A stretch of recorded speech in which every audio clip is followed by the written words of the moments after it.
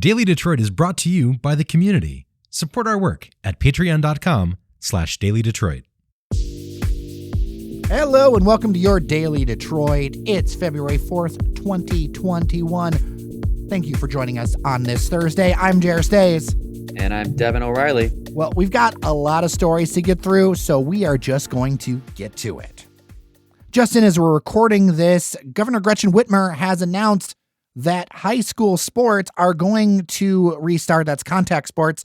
The Department of Health and Human Services issued a new order to allow in-person practices starting Monday, February 8th, as long as masks are worn, and without masks for some sports if there is a testing regimen. The order remains in effect through Monday, March 29th, when they will revise this. Devin, this is another sign that we are making progress when it comes to dealing with our cases and the virus. Completely agree, Jer. It's certainly a sign of progress. It's another kind of expansion of what we're able to do. I know there was that big, I guess you would call it a protest at the Capitol the other week for high school sports and letting them play again. Don't know if that made any impact on the decision. Usually the governor is pretty fact-based, data-based. So I imagine it's just a matter of the numbers indicated, that this is something we could be able to do relatively safely. But it's great that with the restaurants and bars being able to open up at a certain level of capacity, we're getting to a point now where, I think people shouldn't really feel as constricted anymore. There's really not much left you can't or aren't allowed to do. So hopefully those voices that are keep us out of lockdown are silenced a little bit by the fact that we're actually able to do just about anything at this point. Yeah, there is no shutdown right now in Michigan. Now, some health officials might, or health experts might worry about that. And I think it's key to say that wear masks and do such things. In fact, I just upped my mask game myself. It was time after a while. But Devin, I know you've got some data that test rates and things like that are looking better. Yes, the statewide test positivity rate is only 4.9% now, which is a really marked improvement over what it has been. The vaccinations are now over 1 million people vaccinated in Michigan, which is over 10% of the population. We're easily a top 10 state in terms of percentage of population that has been vaccinated. So looking really good on both of those numbers. Yeah, and clicking in, I noticed that Wayne is just over 5%. Like the metro area, which has been a hot spot in the past, it's right around that magical 5% number where it's still out there. It's still something to be worried about, but there's definitely more arms around this thing. Yes, for sure. And I think, again, just compare it for comparison's sake. If you were to look at national levels and national numbers, you would see that some of these southeastern Michigan counties that were initially hit so hard last year around this time and in the spring are looking really good right now in terms of our numbers, especially as compared to other parts of the country, other states in particular in the South and the West.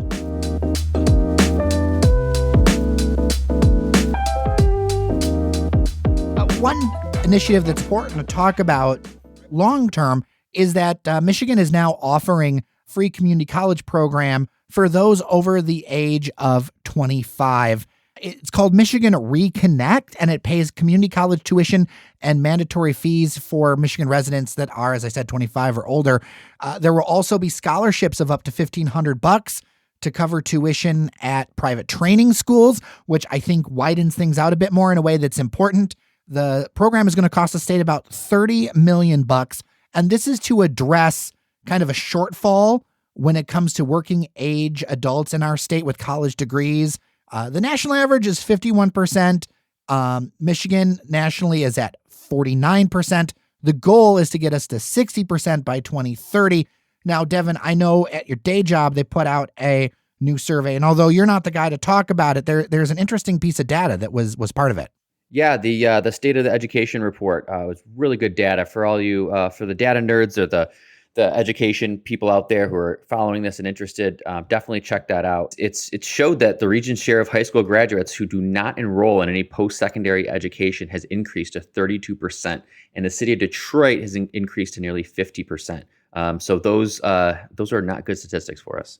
It's really hard to compete on just a high school degree. It doesn't mean you have to go to four-year college.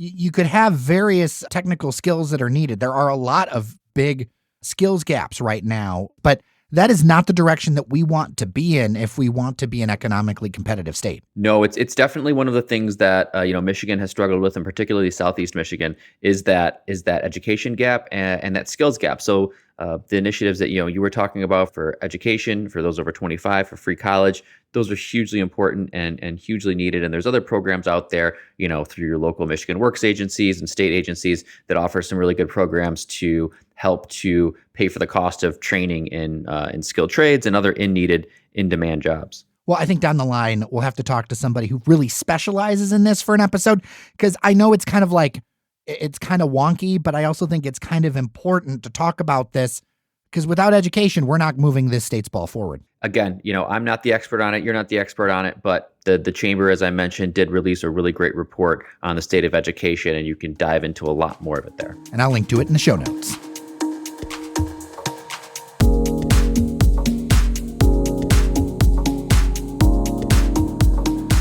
Devin, as our man about town, development is part of this, and we've got a lot of stories to talk about around physical development and also food and drink. The first one I'm going to kick off on is one we're hearing about just as we're recording the show. Full credit to the Detroit News for first reporting this, but it looks like we might have that Detroit incinerator, which has been shuttered since sometime in 2019, get demolished, the demolish work on that starting as early as this summer.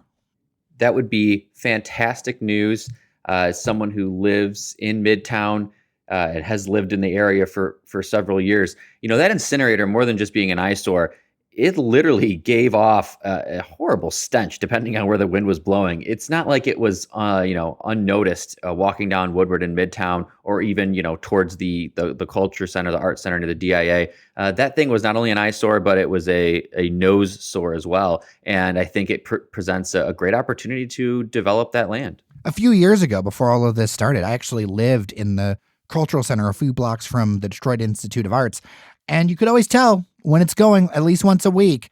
It's something that I could see if I went out to the sidewalk. I could see the smokestack or the whatever. It's not a smokestack, but you know what I mean, the scrubber or whatever.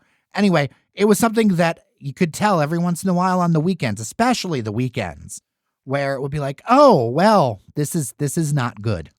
Yeah, no, it's terrible. It's an incinerator. We don't have to sugarcoat it or try and explain too much of what it is. It burned trash and garbage and gave off the stench of burning trash and garbage. I have to say that probably anything that goes in there will be an improvement over what was there and is currently sitting there. Well, and it opens up a large plot of land. If this actually happens, it probably would take some time to demolish. I'm thinking a couple of years, but because there's got to be remediation on this thing. But even if it's some sort of industrial use, this opens up some tools for the Detroit Economic Growth Corporation, Mayor Mike Duggan, all of that, who are constantly looking for contiguous pieces of land.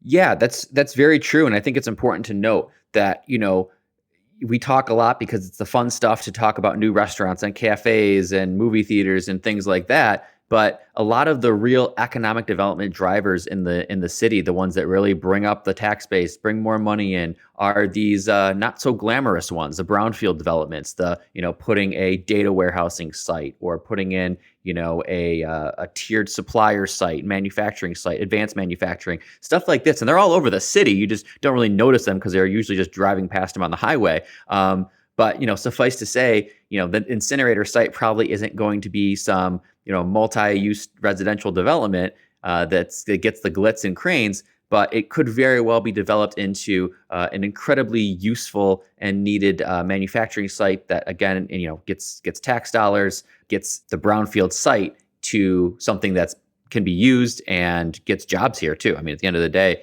if you build something like that, you bring jobs into the city. Well, let's talk about some of the fun things, though. This one has gotten a lot of traction online.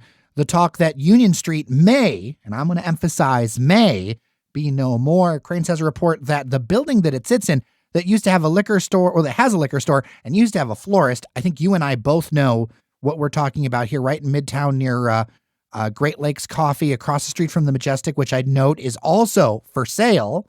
But there is this plan to put a grocer, an unnamed grocer, in that spot. To me, there are outlets and folks who are starting to run with it. Union Street is dead. I don't know if it's dead. I've seen some social media posts where they're like, oh, we're going to come back at some point. The space may be gone. I know that the Art Deco look of Union Street's a big deal. Of course, you can always move decor in a space into something else.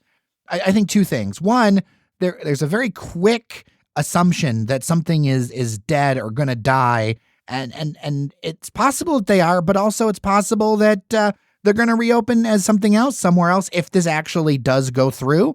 I'd also add that sometimes people do negotiations in the media. I'm not saying that happened here, but I think it's important to take a moment and go, are we actually losing our dragon eggs or not? Yeah, that's going to be an important distinction, Jared, because I think I want to caution everybody to say, what you're going to see, especially, coming out of the pandemic, or, at least trying to come out of it, we're going to see a lot of stories about places that are closing or moving or in many cases closing permanently. But it's really important to do your research and find out, especially, as someone who reports the news, because like you said, Jared, I think a lot of the buzz was that, Union Street was dead for good. That may not be the case. Now, having said that, it's certainly, as someone who frequented it, it is certainly the case that clientele was dwindling. There certainly wasn't as many patrons in there even pre-COVID as there was years ago. But Union Street, it was an absolute institution in Detroit and in Midtown, and the interior was beautiful. It had the old bar. It had a lot of space, and I think that was also seen to be another factor. Is they had at least one kind of side room area that was literally never used. Yeah, I think it was mostly for parties and private events. Yeah, exactly. And I got to be honest, I didn't see too many of those there. I walk past it all the time. So it remains to be seen. I know that, it definitely Union Street hadn't been doing as well as it did. So I don't know if COVID, was the nail in the coffin per se, or if they are just planning to move or maybe negotiate on something better. But I do know that the florist is closed. I think they even have a sign up on their door. Yeah, they've been done for a while. Well, and I would start this conversation with the idea of, okay, do we need another grocer in that neighborhood? And you live walking distance from this building. So I'd love to get your thoughts on it. Do we need another grocer? And then what should go in? The chatter I've already heard is people seem to really want either a Trader Joe's or a Westbourne. I don't know if I need either one. I mean, sure, Trader Joe's, I guess I would go to, but what are your thoughts? We definitely do, is the short answer. We are still in a situation where we don't have that grocery store, medium to large scale. There's just small shops. Fresh produce is hard to come by, especially in walking distance. Now, you can go to Eastern Market, and you absolutely can do Eastern Market, but that's just less consistent than just going to a grocery store. I got a question for you, though. You live on the same block as you live right near Whole Foods. Is that not an option? It's an option, but again, Jared, I don't want to complain too much, but it's really expensive. It's not a place where even I would do my weekly grocery haul, because everything's just a few dollars more. And so one-off things, you got to pick up a few extra things, or maybe some specialty items, but you can't, I'll still go to Meijer, I'll still go to Kroger, because the cost is so much less. So I do think there's an opportunity for a Trader Joe's, even an Aldi, which is in the same family of grocers. I think something like that could go in and could do very well. Now, whether it's here or somewhere else remains to be seen. I can tell you, Jared, I'll be very vague with this, but I think there's a better than not chance that we will get a Trader Joe's. I just don't know if it's in that location. There's other developments that are going on in the Woodward corridor between downtown and Midtown, and I think there's a couple other places that are potentially primed for a Trader Joe's or something like that. So stay tuned. Looks like a golf retailer is moving into the old John Varvatos space. John Varvatos declared bankruptcy recently. You led on to me, though, that I didn't realize is that this retailer had already been in downtown Detroit. It's just moving. Grayson. It's upscale golf retailer, a little bit of a kind of men's athleisure vibe to it. The clothes look great. I've actually been in the store before, but it was in a much less noticeable location. It was in downtown in the First Financial Building, just next to Central Kitchen and Cocktails there. But I don't believe that it had much signage on the front facing side of the street. You're in Cadillac Square, that area. You kind of had to go into the First Financial Building, walk through past Roasting Plant, and then Central, and then it was kind of in that space right there. So although it was downtown, much less visible. This will be great for it, even just from a foot traffic and marketing standpoint. It's a beautiful, beautiful space. And maybe I could actually buy something there because literally John Varvatos sold nothing in my size. Yeah, that's the other thing. I loved that John Varvatos came into Detroit and kind of planted their flag and said, we're going to sell really expensive stuff, but it means something for a store like that to open on Woodward. And this was back before there wasn't much open on Woodward anymore. So I do give them credit for that, but at the same time, they were really, really high priced. And this Grayson, $130 for a t-shirt, man. It was bad. It was bad. But you know what?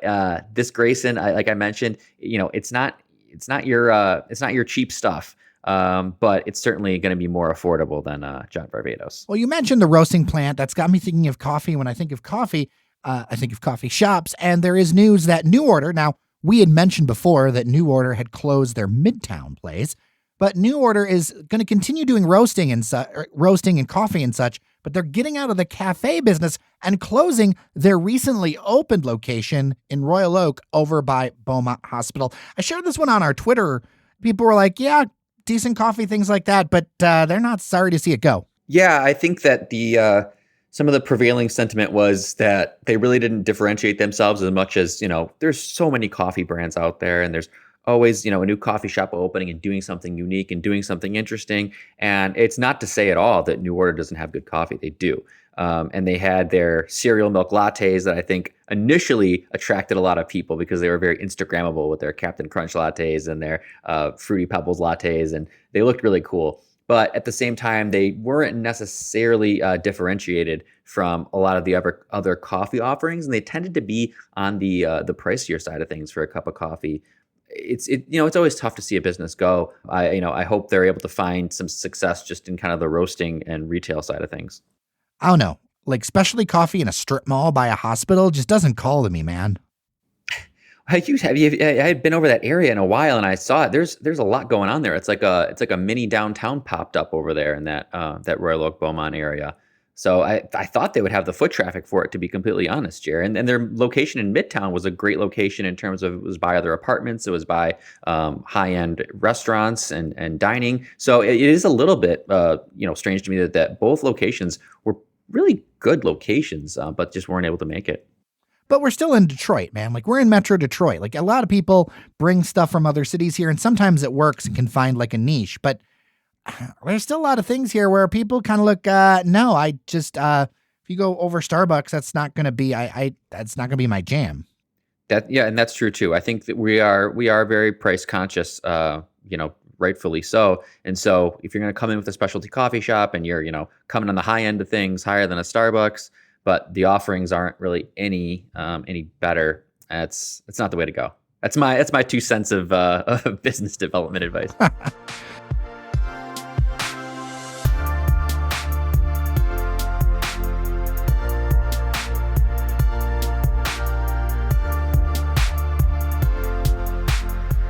So this final segment, I decided to save until the next time that we talked, Devin. The news came out in the between time that General Motors is embracing the production of electric vehicles. We talked about it a bit on the show, saying that they pledged to bring 30 new electric models to the market globally by 2025. But additionally, the company announced plans to become carbon neutral by 2040, and it hoped to eliminate tailpipe emissions from new light-duty vehicles by 2035. This being such a large manufacturer, this really pushes that adoption of electric forward. They're really pushing their Ultium batteries. In fact, they went ahead and bought a Super Bowl commercial with Will Ferrell and Kenan Thompson and Aquafina to get the word out. Devin, I know that you work around the mobility space, and so you kind of have some insights around, like, is this ambitious? Is this something they can hit? And is this just is this the way of the future? Yeah, it's a little bit of all that, really, Jer. I mean, it's becoming now kind of a race to see who can lean the most into EVs and who can lean the most into reducing emissions, which is good. You want to be in that battle because the end result is cleaner, more fuel efficient, more environmentally friendly. So GM is obviously the biggest car maker to really lean into this. Ford has really made a splash with their electric offerings, particularly the Mach-E, which has been getting rave reviews. It won awards already. So you've seen Ford lean into this. GM, we talked about their logo change a few weeks back. Now you're seeing why they did it. It definitely evokes more of a forward-thinking, electric-minded future. And so 30 new vehicle models is going to be really impressive. Now it says globally. I wonder how many of those will be in America, because as we discussed, Europe is a little more amenable to the EV market than Americans are. So we'll see how many of those 30 are in America. But it's great news. It shows where their heads are at, where their priorities are. I, for one, am glad to see it. I think you said, can they do it? I think they would. I think they wouldn't set something a global goal of 2025, which isn't that far off, if they didn't think that they could hit it. And I think that other car companies will challenge them to do that as well. And I think it's all for the better that these companies are pushing each other to be more conscious about this and to be more innovative about their product offerings. You mentioned Europe. Let's not forget China, which is a huge market and a huge market for EVs. You've got a variety of brands over there, and that they are partnered with that are making a huge impact. Like if you go ahead and look at the YouTube channels and other places that talk about electric vehicles, these General Motors Chinese partnerships, they're really taking the lead. I'm thinking about Baojun. I'm thinking about Wuling. We cannot discount the importance of the Chinese market. That's absolutely going to be a driver too. The Chinese, they'll dictate a lot of that market demand. And overall, globally, I think people want this. And we've said it before, but especially with EVs, I mentioned the technology just continues to get better. And when we get to a point where the quality, the performance is actually better with electric vehicles, it will leave a lot of people questioning why we're still going the old school route of combustible engines. I think there's a lot of range anxiety with that. That is one of the biggest apprehensions, is range issues and questions about, people have this nightmare scenario where their batteries dying in the middle of nowhere. And that's something that's being constantly worked on. The infrastructure is continuously being built out. Charging stations are being added. And it's almost like the microchip in the 80s or 90s, as it were, where the battery life and the range just keeps getting bigger and bigger and longer and longer. And by 2025, who knows how long range will be, but it will certainly be exponentially larger than it is now.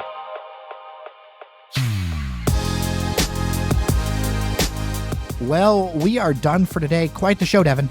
Thanks, Jared. Always great to be here. We had a busy day, lots to talk about. Can't wait to do it again. Absolutely. We do this every week with you. And if people want a little bit more Devin O'Reilly, what show can they check out? Because this isn't the only podcast you do. No, it is not. You can also check out Detroiters Think Big, a podcast presented by the Detroit Regional Chamber. And that's on the Detroit Regional Chamber website. Talk to all sorts of really cool small businesses in Detroit. Everyone, thank you so much for listening. I really appreciate you. If you haven't already, make sure you subscribe to Daily Detroit on Apple Podcasts, Spotify, or wherever you download your favorite shows. It means a lot to all of us. And of course, we have our Patreon at patreon.com/Daily Detroit that helps keep the lights on. With that, I'm Jer Stays. I'm Devin O'Reilly. Take care of each other, and we'll see you around Detroit. Talk tomorrow.